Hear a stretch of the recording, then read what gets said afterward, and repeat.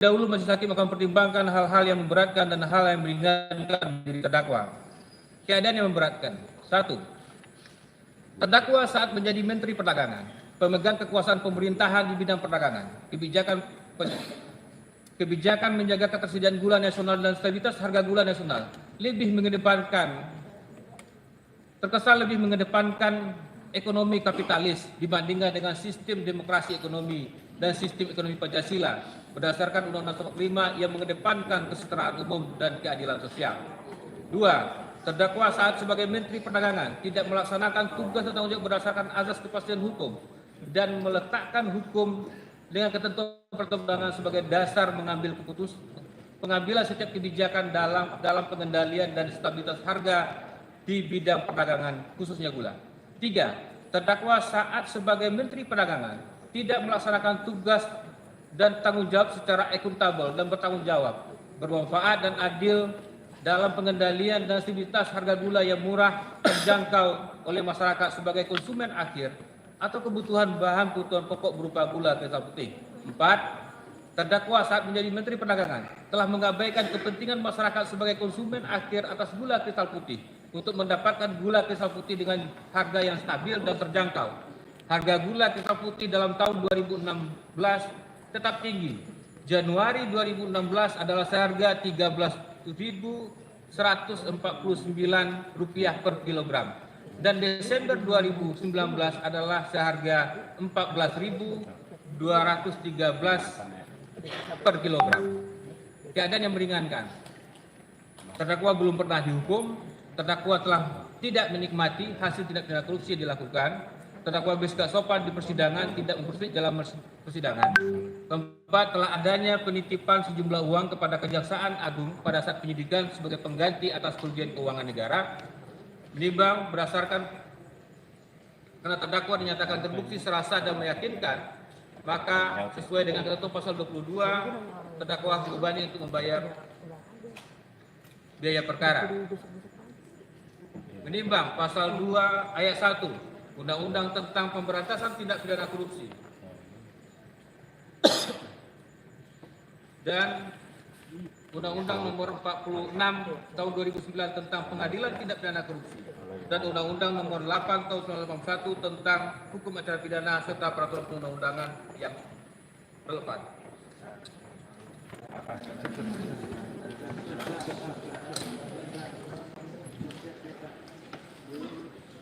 Kami lanjutkan. Mengadili. 1. Menyatakan terdakwa Thomas Trikasih Lembong telah terbukti secara sah dan meyakinkan bersalah melakukan tindak pidana korupsi secara bersama-sama sebagaimana dalam dakwaan primer. 2. Menjatuhkan pidana kepada terdakwa Thomas Trikasih Lembong oleh karena itu dengan pidana penjara selama 4 tahun dan 6 bulan dan pidana denda sejumlah Rp750 juta dengan ketentuan apabila denda tersebut tidak dibayar maka diganti dengan pidana kurungan selama 6 bulan. 3. Menetapkan masa penangkapan dan penahanan yang telah dijalani oleh terdakwa dikurangkan seluruhnya dari pidana yang dijatuhkan tersebut. 4. Menetapkan terdakwa tetap dalam tahanan. 5. Menetapkan barang bukti terhadap barang bukti dokumen yang diberi tanda A1 berupa 1 bundel fotokopi surat Direktur Jenderal Industri Agro Kementerian Perindustrian perihal rekomendasi IP Raw Sugar atas nama PT Sugar Labintang sampai dengan barang bukti QQQ1 berupa 1 lembar fotokopi surat nota dinas nomor 24 Daglu dan barang bukti elektronik yang diberi tanda A1 sampai dengan barang bukti elektronik W2. Seluruhnya barang bukti dikembalikan kepada penuntut umum untuk dipergunakan dalam perkara atas nama terdakwa Tony Wijaya Eng.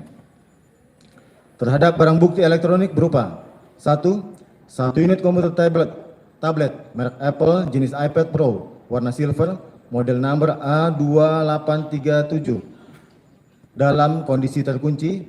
2. 1 unit laptop merek Apple warna silver model number A26 81 dalam kondisi terkunci, barang bukti tersebut dikembalikan kepada terdakwa melalui penasihat hukumnya. 6. Menghukum terdakwa untuk membayar biaya perkara sejumlah Rp10.000. Demikian diputuskan dalam rapat musyawarah Majelis Hakim Pengadilan Tindak Pidana Korupsi pada Pengadilan Negeri Jakarta Pusat pada hari Selasa tanggal 15 Juli 2025 oleh kami Denny Ahsan Patrika SMH selaku Hakim Ketua Majelis, Purwanto S. Abdullah SMH dan Hakim ad hoc Alfi Setiawan SMH masing-masing sebagai hakim anggota. Putusan ini diucapkan dalam sidang yang terbuka untuk umum pada Jumat tanggal 18 Juli 2025 oleh Hakim Ketua tersebut dengan didampingi oleh Hakim anggota dengan dibantu oleh Saudara Prastiwi Adi Juyanti SMH Panitia Pengganti dengan dihadiri oleh penuntut umum pada Kejaksaan Negeri Jakarta Pusat diucapkan di hadapan terdakwa dengan didampingi oleh tim penasihat hukumnya.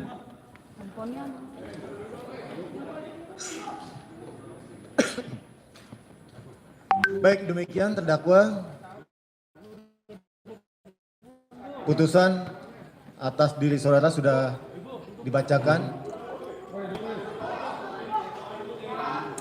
Tolong tertib. Putusan mana yang menurut majelis adalah yang terbaik, ya. Namun demikian adalah hak terdakwa untuk menentukan sikapnya terhadap putusan tersebut, apakah menerima, menolak dengan mengajukan banding atau pikir-pikir. Silakan saudara untuk konsultasi dengan tim penasihat hukum. Atau sudah ada sikap? Yang mulia, tentunya kami butuh waktu untuk berunding dengan penasihat hukum kami. Baik, demikian. Kalau gitu pikir-pikir, kami anggap demikian ya, karena belum menentukan sikap. Demikian pula penuntut umum, karena jabatannya memiliki hak yang sama terkait dengan putusan, bagaimana sikap saudara? Kami juga akan pikir-pikir untuk mempertimbangkan putusan tersebut. Baik. Dengan demikian, dengan telah dibacakannya putusan perkara tindak pidana korupsi atas nama terdakwa Thomas Trikasih Lembong, maka sidang pengadilan tindak pidana korupsi pada Pengadilan Negeri Jakarta Pusat dinyatakan selesai dan ditutup. Terima kasih.